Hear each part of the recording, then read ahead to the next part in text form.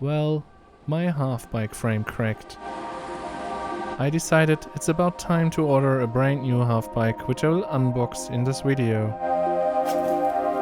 Watch me suffering when assembling it.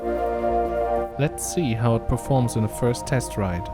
And while on it, I will also try to answer some open questions which reached me around the half-bike, especially who this bike is suitable for.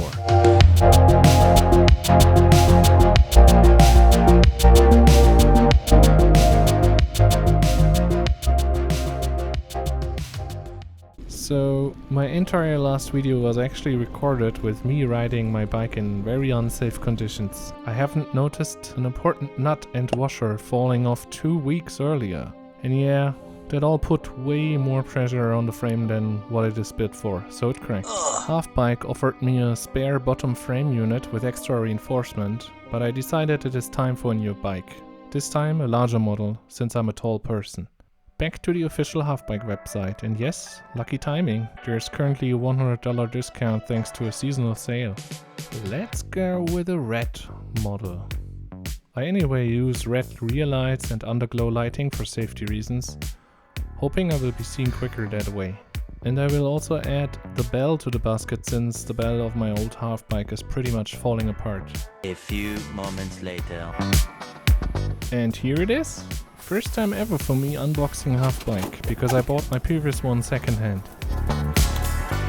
Moment of truth. There it is, the right color. Thank God.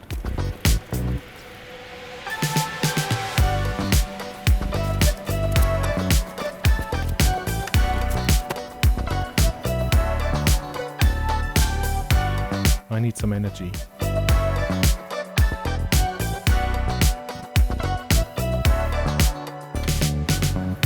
I have some experience with assembling the front part, because I changed the front tire once. However, the back part and the springs are a complete mystery to me.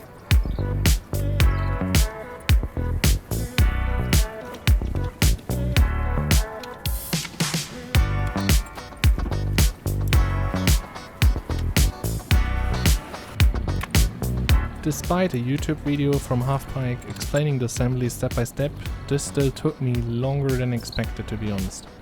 My biggest enemy was a small screw at the rear spring which kept falling out.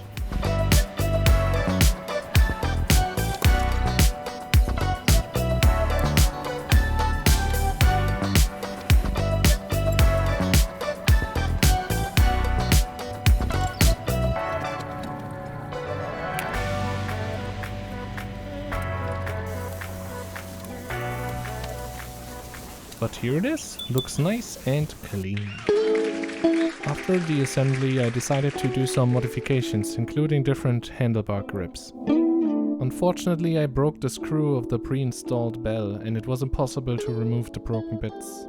While trying to fix it, I broke the bell further and made it pretty much unusable. Instead of reordering it, I went for a cheap model from Rock Bros, which I find even better, to be honest. Here's my final setup. I changed the arrangements of the bell and gear switch because I wanted to squeeze in a front light.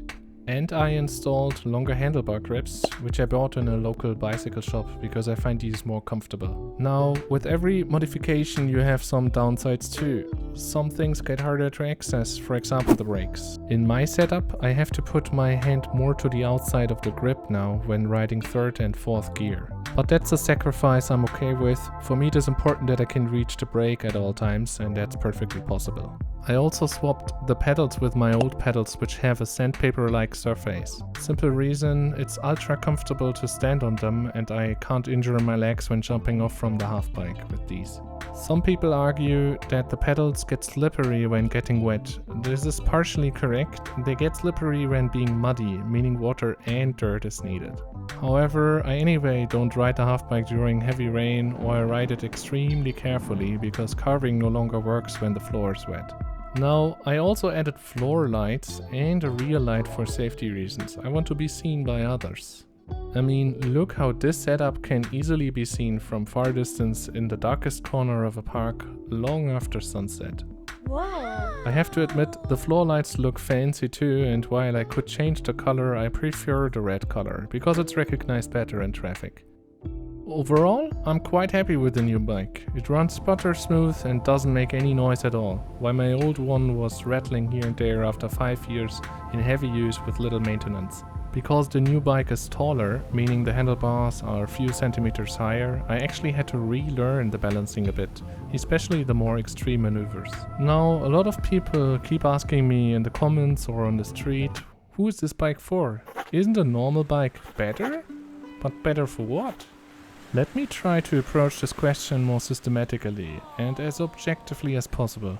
Please note that this video is not sponsored by Halfbike. While I'm blessed with the promo code and benefit from you using it, I still want to be honest with you because I believe a lot of folks won't enjoy the bike as much as I do. I was thinking of the following aspects which I see as very relevant for anyone considering buying a Halfbike. Number 1. Outdoor activity.